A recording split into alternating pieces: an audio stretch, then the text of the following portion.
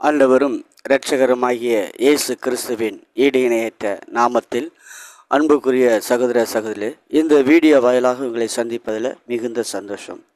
ஆண்டவராய் இயேசு கிறிஸ்து மோசேயை நோக்கி சொல்லுகிறார், உன் தேவனாகிய கர்த்தரின் சத்தத்தை கவனமாய் கேட்டு அவர் பார்வைக்கு செம்மையானவைகளை செய்து அவர் கட்டளைகளை செவி கொடுத்து அவருடைய நியாயங்களையும் யாவையும் கை கொண்டால் நான் எகிப்திற்கு வரப்பண்ணின வியாதிகளில் ஒன்றையும் உனக்கு வரப்பண்ணேன். நானே உன் பரிகாரிய கர்த்தர். ஆம் அன்புக்குரிய சகோதர சகோதரி, ஆண்டவராய் இயேசு சொல்லுகிறார், நானே உன் பரிகாரியான கர்த்தர்.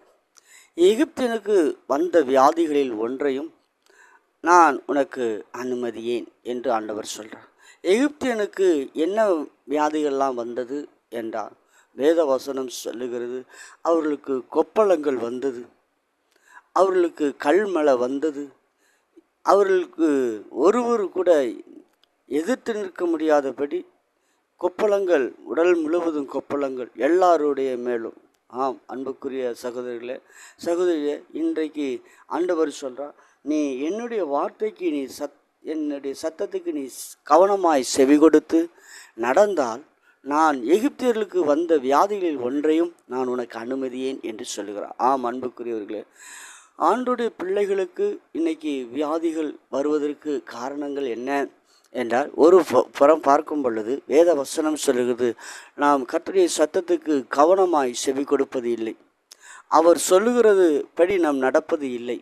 வேத வசனம் சொல்லுகிறது, ஆண்டவருடைய சத்தத்துக்கு நம்ம கவனமாய் செவி கொடுத்து அவருடைய சத்தத்துக்கு நம்ம சரியாக நடப்பதில்லை.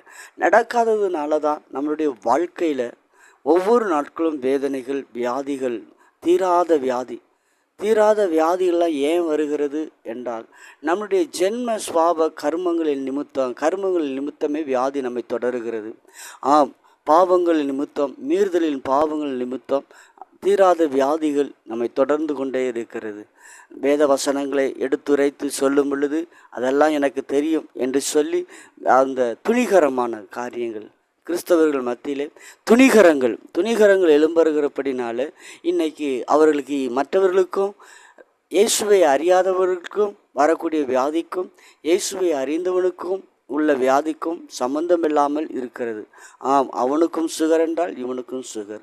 ஏனென்றால் கர்த்தருடைய வார்த்தைக்கு அவன் கவனமாய் செவி கொடுப்பதில்லை, அவன் கர்த்தருடைய சத்தத்துக்கு செவி கொடுப்பதில்லை. ஆம் அன்புக்குரியவர்களே, இன்றைக்கு மோசேக்கு ஆண்டவர் சொல்லியிருக்கிறார், நான் என்னுடைய சத்தத்துக்கு நீங்கள் கவனமாய் செவி கொடுத்தால்